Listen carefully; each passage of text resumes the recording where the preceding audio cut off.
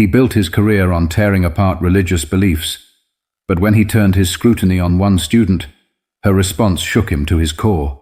Dr. Eric Holloway was a man who thrived on debate. In his eyes, nothing was sacred. Not beliefs, not traditions, and certainly not faith. He had spent nearly 2 decades at Brighton University, challenging students to question everything they thought they knew. Some admired him for it. Others dreaded his lectures. His philosophy class was one of the most sought-after yet feared courses on campus. Those who signed up knew what they were in for: public scrutiny, relentless questioning, and the occasional humiliation if they couldn't defend their arguments. Holloway had a particular distaste for anything he deemed irrational, and religion was at the top of that list. That Wednesday afternoon, the class was nearly full.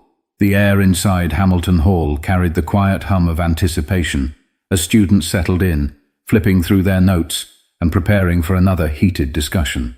The walls, lined with old leather-bound books and faded portraits of past professors, gave the room an almost theatrical feel. It was the kind of setting that made every debate feel larger than life. Holloway leaned against the desk, tapping his pen against his palm as he scanned the faces before him. That was his ritual, picking apart the crowd, searching for his next intellectual opponent. Then his gaze landed on Imani Rhodes, a junior sitting near the middle of the room. She wasn't the type to draw attention, always punctual, always prepared. She listened more than she spoke. Her presence steady but quiet. A philosophy major with a sharp mind, she had earned his respect. Not that he would ever say it out loud. But today, something caught his eye.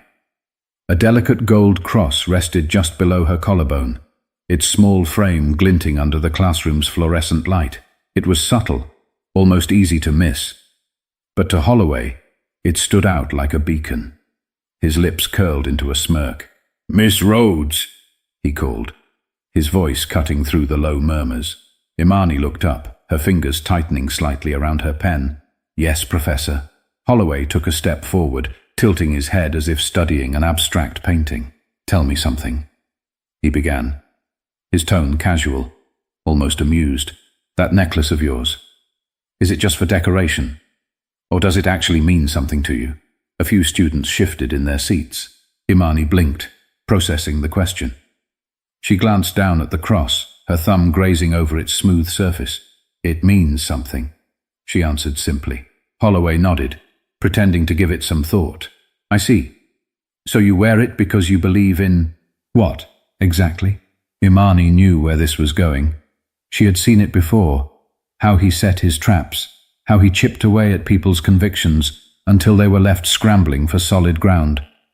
Still, she held her posture, calm and steady. "I wear it because it reminds me of where I come from," she replied, her voice even. "And what's guided me through life." Holloway let out a quiet chuckle, shaking his head. "Fascinating," he mused. "A symbol, given meaning by nothing more than personal sentiment. And yet, if you had been born in another part of the world, you might be wearing something else entirely. A crescent, a star, or maybe nothing at all. Ever think about that?"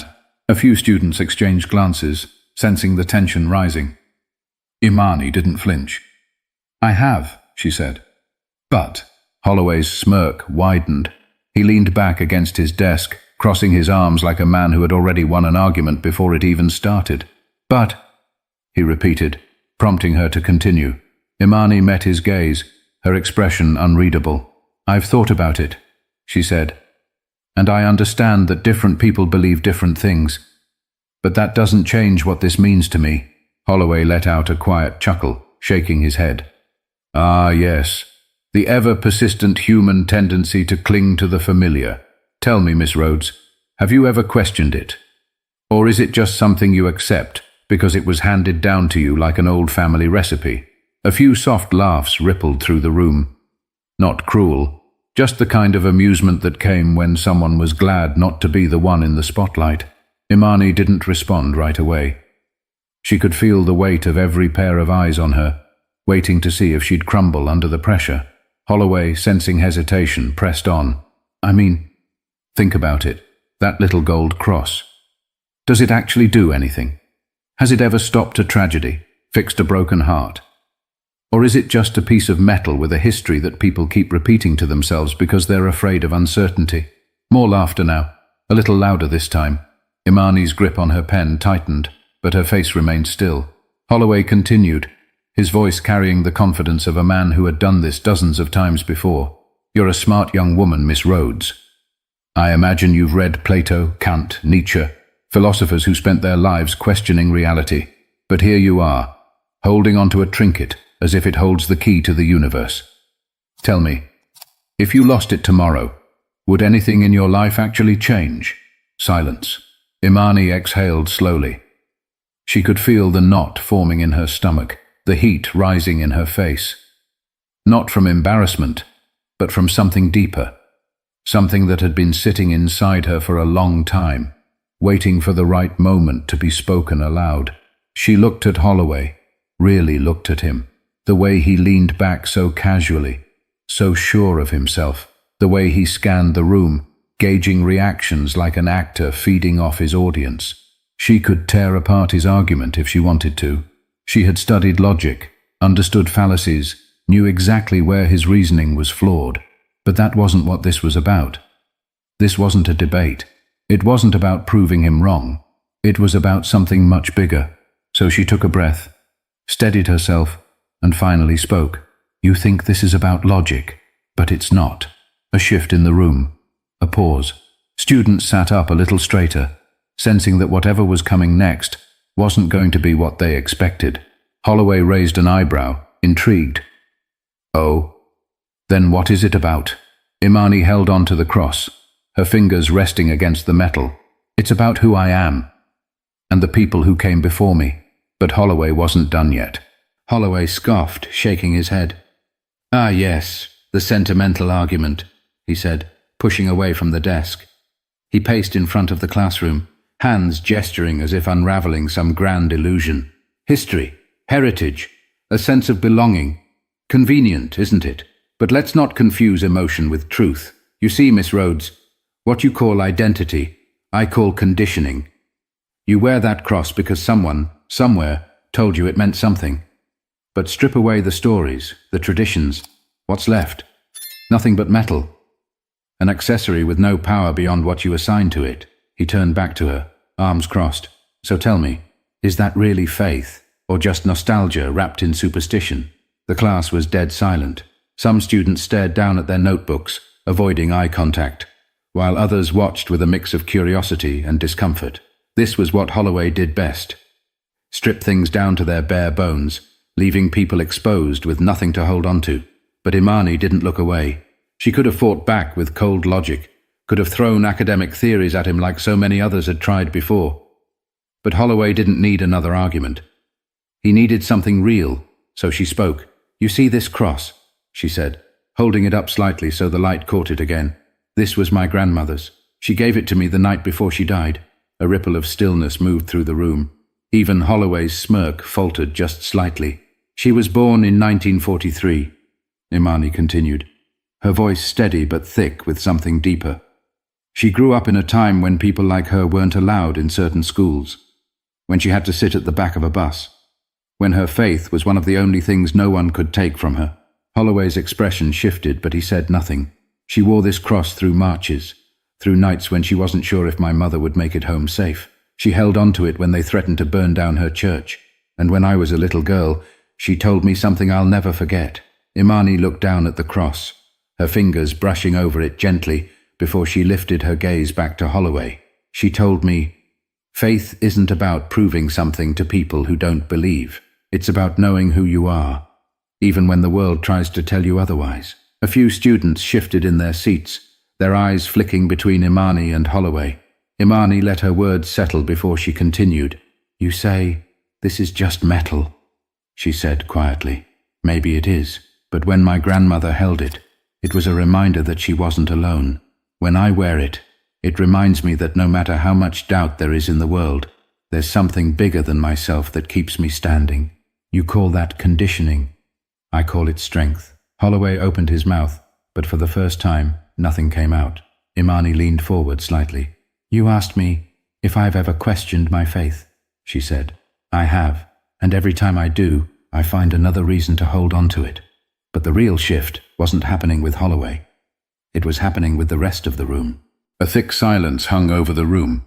It wasn't the kind of silence that begged to be broken. It was the kind that pressed down on everyone, heavy and unshakable. Even the students who had chuckled earlier now sat frozen, their gazes locked on Imani. Something had shifted. Holloway had spent years dismantling belief systems, stripping away sentiment like peeling back layers of an onion. He had seen people fumble, stutter, shrink under the weight of his scrutiny. But Imani, she wasn't fighting him. She wasn't arguing in the way he expected. She was just speaking. Raw, honest, unapologetic. For the first time, the power in the room wasn't his. A student near the back, a guy who had been half asleep through most of the semester, sat up a little straighter. Another, a girl who always took meticulous notes but rarely spoke, wiped at her eye discreetly. Then something unexpected happened. A voice from the side of the room broke the silence. "My grandmother used to say the same thing," a student murmured. Heads turned. Imani looked over to see Tasha Bennett, a sophomore with dark curls and thick-rimmed glasses. She was fidgeting with the ring on her finger, her voice quiet but steady. She was in Alabama during the protests. She used to say faith was the only thing they couldn't take from her. Another voice from the other side of the room. "I had a necklace like that once," Ryan Liu admitted. "It belonged to my mom. I lost it a few years ago, and I don't know why, but I still feel like a piece of me is missing without it." A murmur swept through the class. Small nods, shared glances, students looking at one another like they were seeing something they hadn't noticed before. Even those who didn't say anything were affected. The energy in the room had shifted from passive observation to something deeper, and Holloway felt it. He wasn't used to this. He was used to control, to steering conversations in his direction, to being the one everyone turned to for intellectual guidance. But now, the discussion had taken on a life of its own. It was no longer about him. It was about them. For the first time, his class wasn't just an exercise in argumentation. It was real. His fingers curled slightly at his side. He could break it, he knew that. He could redirect, regain control, dismiss their experiences as emotional bias. He had done it before, but something stopped him. Maybe it was the way Imani was watching him, not with anger, not with defiance, but with something else. Something he couldn't quite place. Or maybe it was the way his own chest felt tight in a way he hadn't expected. He took a slow breath, and for once, he didn't have a clever retort. But what happened next was something even he didn't see coming. Holloway swallowed, his throat suddenly dry. He had spent his career dismantling belief systems with precision, reducing faith to nothing more than a relic of human insecurity. Yet now, standing in his own classroom, he found himself at a loss for words. He glanced around, noticing how the room had changed. It wasn't just Imani anymore. It was the entire class. They weren't looking at him for validation, for his signature smirk of intellectual victory. They were looking at each other. It was unnerving. His gaze flickered back to Imani. She wasn't gloating. She wasn't basking in the moment. She was just there, steady, unshaken, and that unsettled him more than anything else. He cleared his throat, forcing his voice to its usual measured tone. "That's a compelling story, Miss Rhodes," he said finally, though the words didn't carry the same weight they usually did. But emotion doesn't prove truth. The fact that something is meaningful to you doesn't mean it's real. Imani tilted her head slightly. "And the fact that something isn't meaningful to you doesn't mean it's not," she countered. Holloway let out a slow breath through his nose. He was losing control of the discussion. He could feel it slipping, and he didn't like it. Then, something unexpected happened. An older student near the front, Jordan Matthews, a military veteran studying philosophy after years of service, spoke up. His voice was calm but firm. "Professor, can I ask you something?" Holloway exhaled sharply, regaining his footing. "That's what this class is for, Mr. Matthews." Jordan leaned forward slightly. "You always talk about questioning everything. That's why I signed up for this class. You challenge people, make them think. But I gotta ask, when was the last time you questioned yourself?" A ripple of surprise moved through the students. Holloway stiffened. Jordan continued, his voice steady. "You push people to doubt what they believe. But have you ever turned that same doubt on yourself? Ever stopped to ask why it matters so much to you that people let go of their faith? The room was so quiet. Holloway could hear the faint ticking of the clock above the whiteboard. For the first time, he felt the weight of the scrutiny he usually placed on others pressing down on him. And he hated it. He could respond. He could dismiss it. He could say what he always said, that his job was to force people to think critically, to challenge ideas, to ensure they weren't blindly accepting things just because they were told to. But that wasn't the full truth, was it? There was something deeper, something unspoken, that made him push harder than necessary. Maybe it was the memory of his own childhood, growing up in a strict religious household where questions were met with cold silence. Maybe it was the night he stopped praying, waiting for an answer that never came.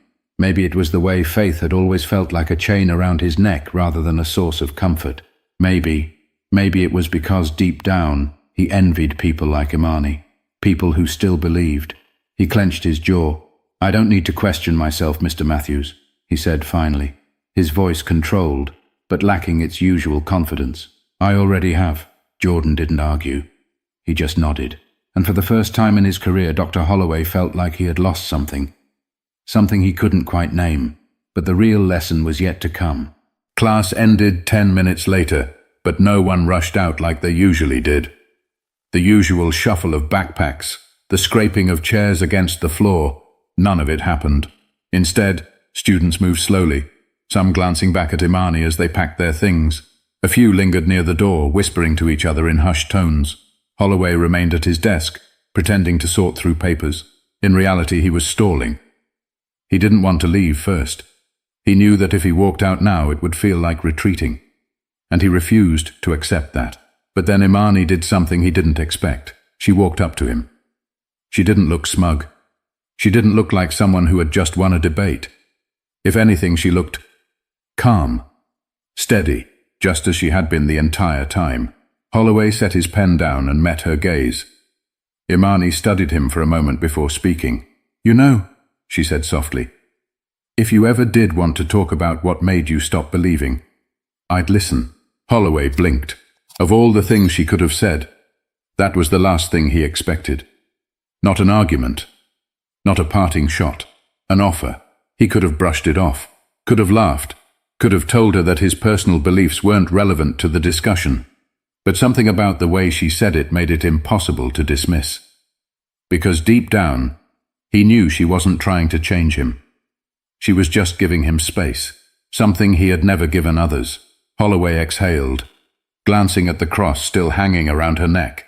For the first time, it didn't look like a symbol of superstition. It looked like something much harder to define. He gave a slow nod. "I'll think about it." Imani smiled, not in triumph, but in understanding. That's all anyone can ask for. She turned and walked toward the door, slipping out into the hallway. Holloway sat there for a long time, staring down at the desk, fingers tapping idly against the wood. For the first time in years, he felt something shift. Not in the room, not in the class. In himself. Sometimes, the greatest debates aren't won by proving someone wrong. They're won by being willing to listen, by sharing something real, by offering understanding instead of combat. Maybe you've been in a situation like Imani, challenged for what you believe in. Or maybe you've been like Holloway, convinced that questioning something means tearing it apart. But what if real understanding isn't about proving a point? What if it's about finding common ground? If this story made you think, let us know in the comments. And if you haven't already, subscribe for more stories that challenge, inspire, and remind us of the power of belief, no matter what form it takes.